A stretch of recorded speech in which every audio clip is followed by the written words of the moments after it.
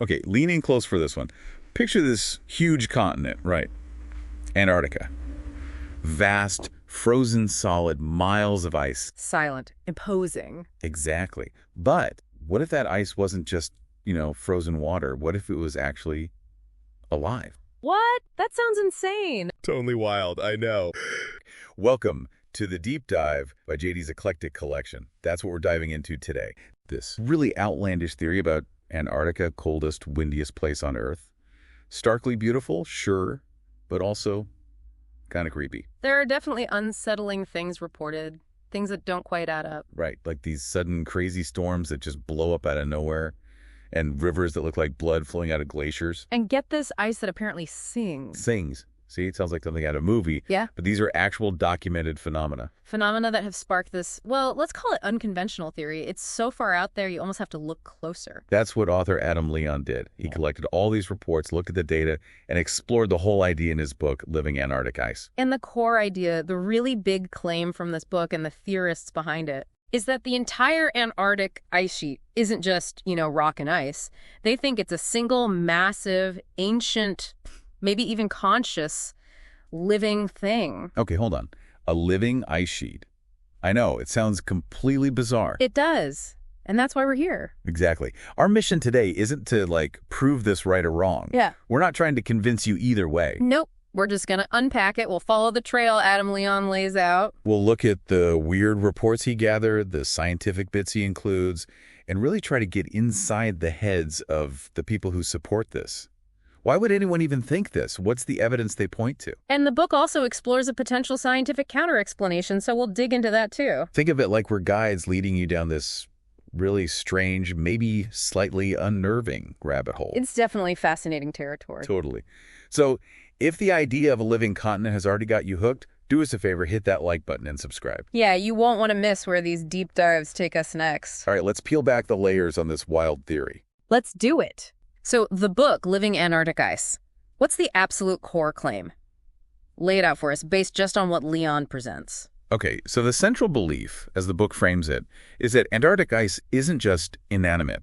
It's described as a semi-living, maybe semi-conscious, incredibly huge terrestrial species made of growing ice. A species of ice. And ancient, you said. Estimated at maybe 15 million years old, which is just mind-bogglingly ancient on an Earth timescale. 15 million years, wow. It's hard to even wrap your head around that for something we think of as life. And the scale is just immense. The book cites research, I think, from McMurdo Station, estimating it covers about 14 million square kilometers. 14 million. How big is that comparatively? It's nearly double the size of Australia. We're Yeah. talking about a dominant feature of our entire planet. So ancient, massive.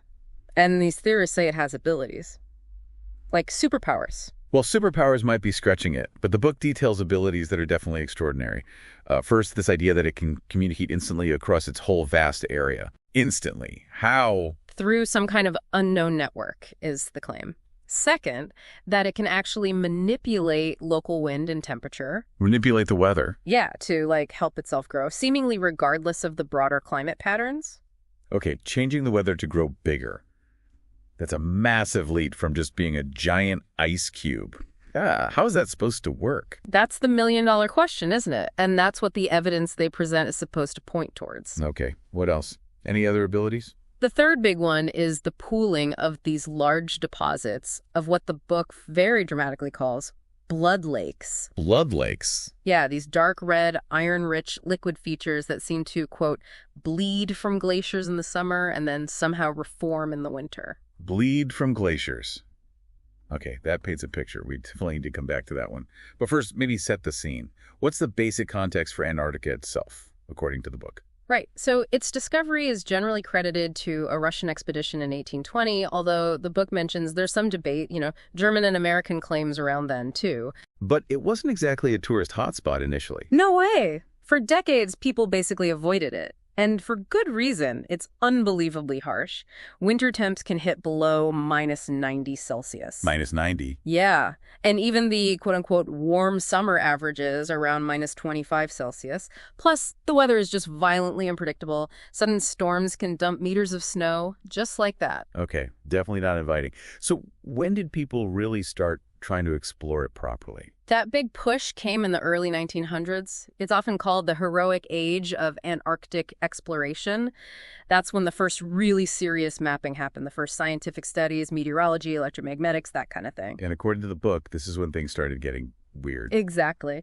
It was during this era, the book argues, that explorers began encountering these strange, anomalous phenomena, things they couldn't easily explain or dismiss, things that just felt off. And these anomalies, these off things, they're the foundation for this whole living ice theory, right? They're the fuel for the fire, yeah. So why should we, listening right now, care about this seemingly crazy theory? What's the bigger picture here?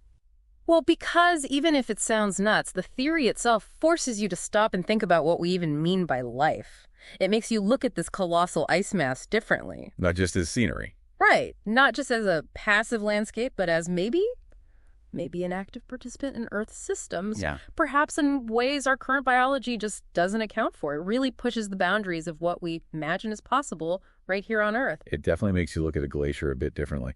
Okay, so the first big piece of evidence the theorists use, those weird weather patterns. That's a key one, these anomalous wind and temperature patterns. Proponents say this is evidence for the ice having some kind of semi-conscious awareness. Awareness? How so?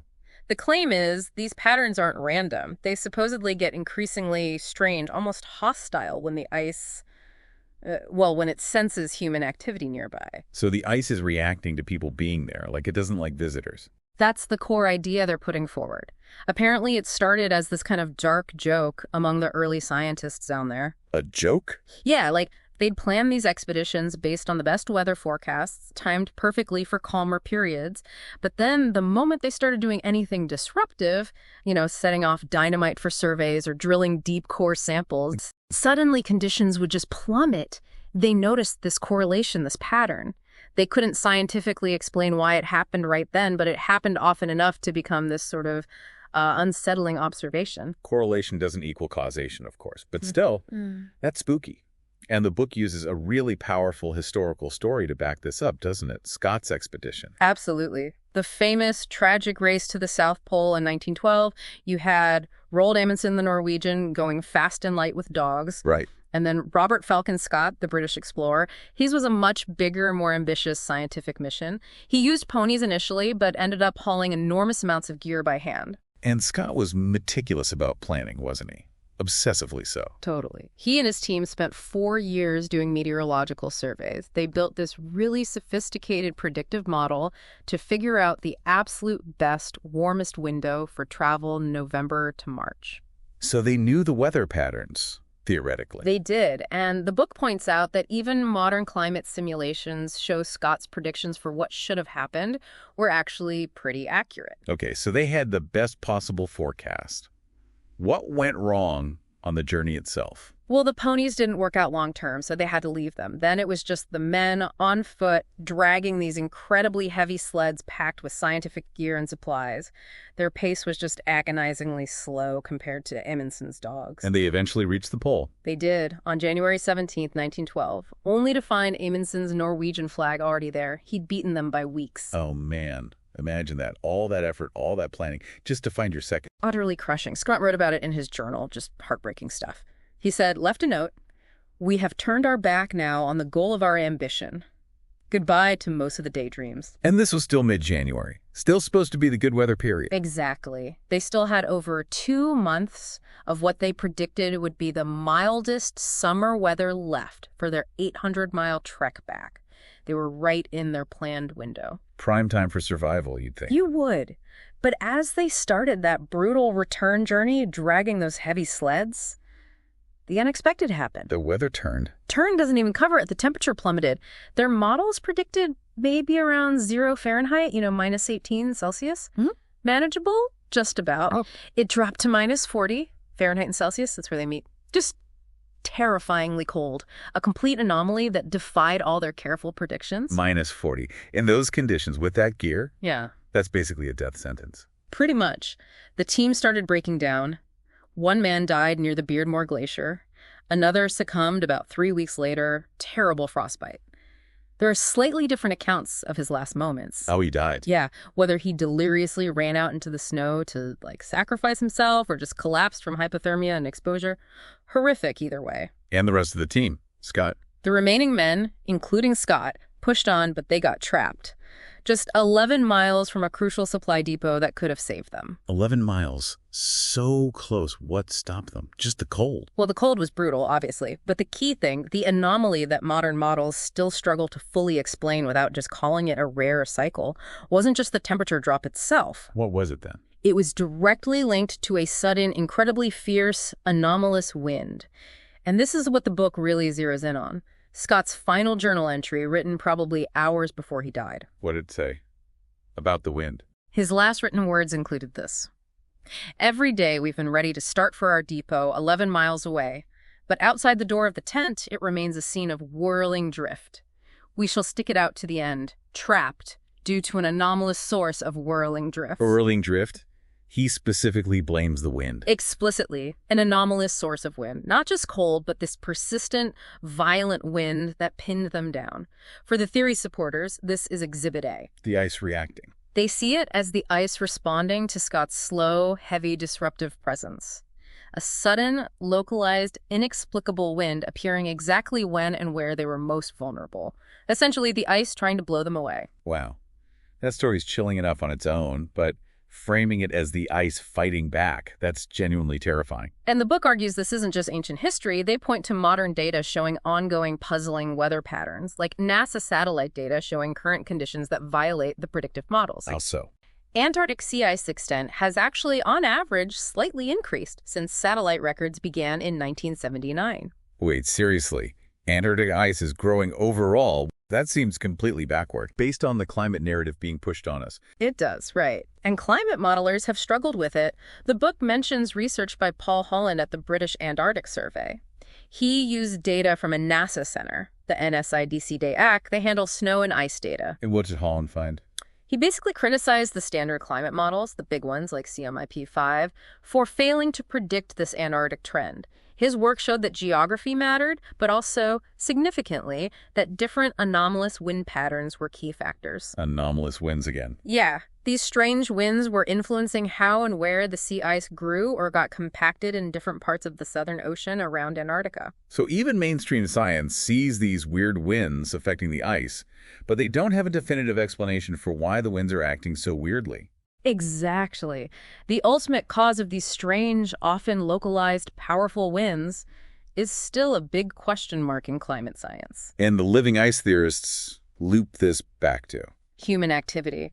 They argue these anomalous changes often seem to flare up during periods of increased human presence and disruption, especially during the Antarctic spring expedition season, when research really gets going. And the theory's interpretation Is that the ice, this conscious entity, perceives things like loud drilling, seismic explosions, or even just the slow, heavy grind of an expedition like Scott's maybe, compared to Amundsen's faster, lighter one, as an irritation, a pest. So it summons the wind. It responds with these powerful, targeted wind patterns, trying to blow away or trap the unwanted pests, while also using that wind to redistribute snow and cold, reinforcing itself, maybe even helping it grow. So Scott wasn't just unlucky with the weather. According to this theory, he was actively targeted by the ice itself. That's the chilling implication they draw. It puts a completely different spin on getting caught in a blizzard down there. Yeah, no kidding. And they say similar things happen now. They point to modern reports, anecdotal maybe, but persistent reports of sudden localized storms or intense winds cropping up right after disruptive research activities, big drilling projects, using explosives, things like that. It feeds the narrative. Okay, so the idea of the ice consciously controlling wind is, well, it's a huge claim, but the Scott story gives it a disturbing anchor. What's the next piece of strange evidence they focus on? They shift from the air down to what's under the ice, specifically those trapped subglacial lakes of blood. Right, the blood falls. I've definitely seen pictures. It's this incredibly stark image, this bright red stain pouring out of a white glacier face. Exactly. It was first spotted way back in 1911 by an Australian geologist, Griffith Taylor. It's on the glacier named after him now. And scientists have studied it since then. For over a century. But the book notes that even now there are mysteries. Especially around how the liquid keeps flowing, how it seems to replenish itself, where all that red color really comes from. What does conventional science say it is? Well, initial chemical analysis pointed to the red color being caused by high levels of iron-rich minerals. maybe nickel too, leaching out. Okay, rusty water, basically. Sort of. But then later analysis, especially using spectroscopy in 2004, that's where they analyzed light interacting with the substance. Right, to see what it's made of. They confirmed, yeah, lots of iron. But they also found something else pretty amazing. Microscopic organisms. Actual life, thriving in this super salty, iron-heavy water with absolutely no oxygen. Living creatures using iron under a glacier with no air. Antarctica just keeps getting weirder. Doesn't it? And then more expeditions around 2009 found something else crucial. This red brine wasn't just shallow meltwater seeping out. No. Where was it coming from? It originated from much bigger, much deeper, trapped subglacial lakes, potentially miles away under the ice sheet. So Blood Falls is just the tip of the iceberg, literally, the outlet for a huge hidden system. Precisely. And this is where the living ice theorists really jump in. How do they interpret this? They look at Blood Falls and this discovery of a vast network of interconnected lakes and rivers miles below the surface, and they see it as direct evidence. Evidence of the ice being alive. Yeah. They argue this hidden subterranean water network is its biological circulatory system, its veins essentially carrying vital fluids. So the salty brine, the iron, the microbes, that's its blood. That's the analogy they draw. They see the minerals keeping it liquid, the pressure and temperature differences driving currents. They interpret all that as biological functions within this enormous ice creature. Wow. Okay, so what scientists see as a unique, fascinating ecosystem of extremophile bacteria in a weird brine pocket. The theorists see as the literal lifeblood pumping through the veins of a continent-sized organism. That is a dramatically different way of looking at it. It reframes the whole thing. Completely. It turns a geological and microbiological puzzle into, for them, biological proof of their theory. Hidden lakes of blood pulsing under the ice. Okay, we've got the weird winds potentially controlled by the ice and these hidden blood lakes as its circulatory system. What's the third major piece of evidence the book presents for this living ice idea? This one might be the strangest, maybe the most unsettling. The book calls it wailing ice. Anomalous vibrations heard, or rather detected, across the continent. Wailing ice? You mean the ice makes noise, like groaning and cracking? Not quite like that. Not usually sounds you could just hear standing there. So, This comes from a study published, I think, in 2018 in a geophysics journal. okay. Researchers were looking at seismic data from the huge Ross ice shelf collected over several years, starting around 2014. They were mainly studying glacier movements, ice quakes, stresses in the ice. Standard stuff for glaciology. Right, but they kept picking up this background noise, these faint, persistent vibrations running through the ice itself. Like a low hum or something. More complex than just a hum. The researchers described it as a series of consistent repeating tones. Almost, they said, artificial in nature, but at frequencies way below what human ears can detect. Only sensitive seismic sensors could pick it up. Whoa, almost artificial. Repeating tones from deep inside the ice. That sounds incredibly eerie, like the ice is humming some secret tune. The lead researcher, Julian Chaput, apparently captured that feeling perfectly. The book quotes an email from him where he described the sound. What did he say? He said it was a little like yodeling, except with 10 people all singing in dissonance. It's a little eerie. Yodeling dissonance. From the ice itself. Okay, that description definitely gives me chills. What's the normal scientific explanation for this? The main hypothesis is wind. Wind blowing across the surface, over bumps and cracks and ridges, like blowing over the top of a bottle, but on a massive, complex scale. The ice sheet acting like a giant, weird wind instrument. Makes sense, I guess. Wind causes lots of weird sounds. It does. But the book points out some scientists aren't totally convinced that's the whole story. These vibrations have apparently been detected even when there's very little surface wind in the area. So maybe the sound travels through the ice from far away.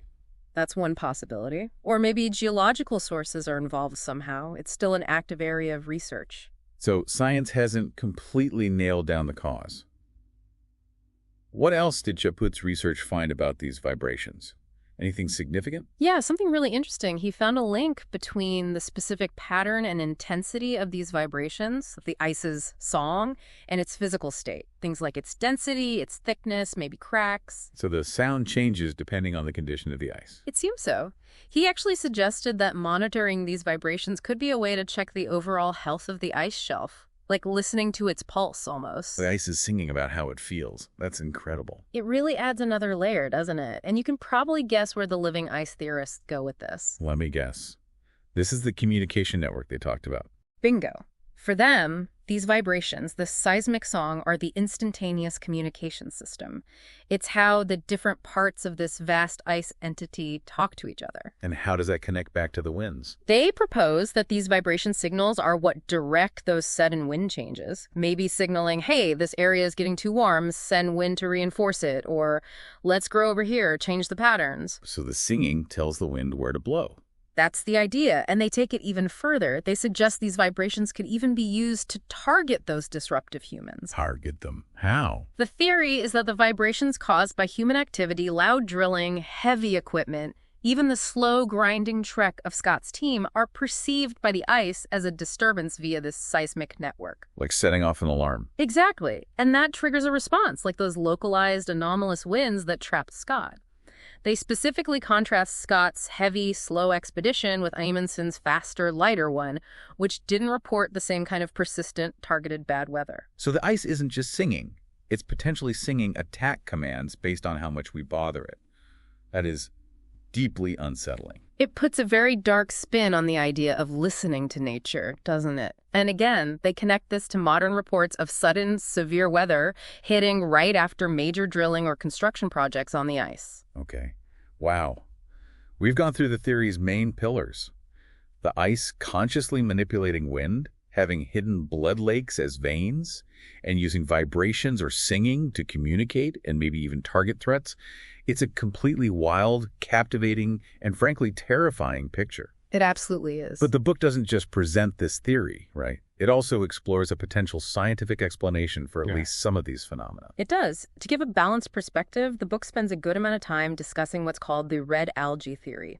It's presented as a possible, though still developing, scientific alternative, especially for things like blood falls. Red algae? You mean like the stuff that sometimes makes snow look pinkish, watermelon snow? Exactly that stuff, or a relative of it. Remember, the first explanation for blood falls was iron and nickel minerals in salty brine. Yeah, rusty slush, basically. Right, but the book points out that didn't fully explain how that water pocket formed in the first place, or the source of those massive subglacial lakes miles away, or why it keeps flowing.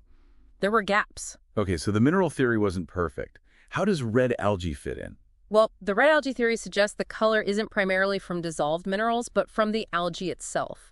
It's a type of green algae, technically, but under certain conditions, like stress or maybe intense sunlight, it produces this bright red pigment, astaxanthin. Like a defensive mechanism, like sunscreen.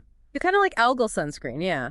The book mentions our understanding of this specific Antarctic type is still pretty limited, but it needs very particular glacial conditions to really bloom. Okay, so it's red algae, not just rust. How could this tiny organism explain the big phenomena like the flow or the lakes? The key, according to this theory, is that red pigment. It's really good at absorbing sunlight, especially UV radiation. So it heats up. Exactly. It absorbs energy, generates heat, and warms the ice immediately around it, even when the air temperature is below freezing. Melting its own little puddle. Right. And that melting provides the algae with liquid water and access to minerals trapped in the ice. This creates a kind of positive feedback loop. The algae warms the ice, gets more water, grows more, absorbs more sun, warms the ice more. So the algae could be the engine driving the melting that creates blood falls, and maybe even contributing to those water pockets and lakes deep underneath. That's the hypothesis, yeah. The book also mentions that this kind of algae is known to burrow down into the ice as it melts, creating these little depressions called sun cups. Sun cups. Little hollows in the ice surface. They can act like tiny lenses, focusing sunlight, which helps maintain a small pool of liquid water right around the algae, stopping it from refreezing easily. Clever little things, creating their own microclimate. Pretty much. Now, here's where the red algae theory gets a bit more speculative, even according to the book. It theorizes that maybe these sun cups, shaped by the algae, could somehow contribute to creating micro-winds. Winds from algae cups? How? The idea is, well, it's complex. Maybe the warmed water increases local humidity, and the interaction between that damp air and the super cold surrounding air creates tiny convection currents. Kind of like how a mushroom shape helps it spread spores on air currents. Tiny winds from tiny cups. That seems like a really big stretch to explain those massive, expedition-stopping anomalous winds Scott faced. It is a huge leap, and the book is clear this part is highly speculative. But the idea is that if you had massive, widespread blooms of this algae, all generating a little extra humidity and maybe tiny air movements across vast areas. Could it collectively influence local weather patterns, spread the algae further, cause bigger temperature and wind shifts? That's the tentative suggestion. And as we said, the burrowing and melting effect, if widespread enough over long periods, could theoretically contribute to forming those deep subglacial lakes. Okay, but wait.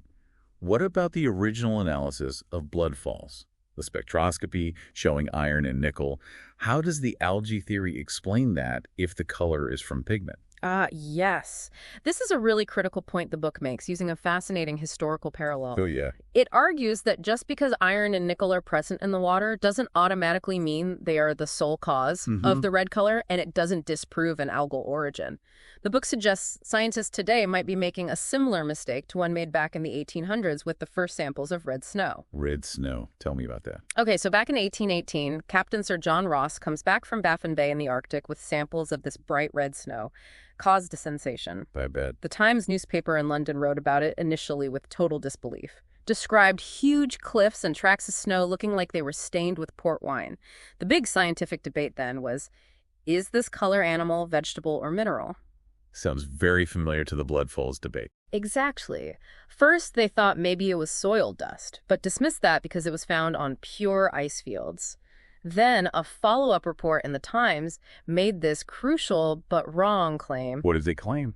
They reported that the red color came from meteoric iron found in the area, and they specifically noted this iron contained nickel, just like the blood falls water analysis centuries later. Whoa. That's uncanny. Right. And based on finding iron and nickel nearby, they confidently but mistakenly concluded that iron is found to be the colorist of all metallic as well as vegetable matter. So basically, because iron was there, they assumed iron caused the color of everything, including the red snow, even if it was actually caused by something biological like algae. Precisely. They jumped to a conclusion based on the minerals present, overlooking the possibility of a biological pigment. The book argues that maybe, just maybe, the current analysis of blood falls finding iron and nickel and saying that's the cause of the red might be repeating that same historical error. Dismissing the biological explanation, the algae pigment, because minerals are also present. Exactly. Perhaps the algae simply thrives in that iron-rich brine, maybe even uses the iron somehow. But the color itself comes from the algae's own red pigment, not the iron directly. That's a really sharp point about how easily we can be misled by finding what we expect to find, or by past assumptions. Is there any other scientific evidence suggesting red algae actually exists in Antarctica? Yes, the book brings up a couple things. First, the known existence of Antarctic ice worms. Ice worms. Creatures living inside glaciers. Yeah, they're real. And in other parts of the world, like glaciers in Canada, these ice worms are known to feed primarily on red snow algae. Ah, so if you find the worms in Antarctica, It strongly suggests their food source, the red algae, is probably there too. ice worms eating algae inside glaciers.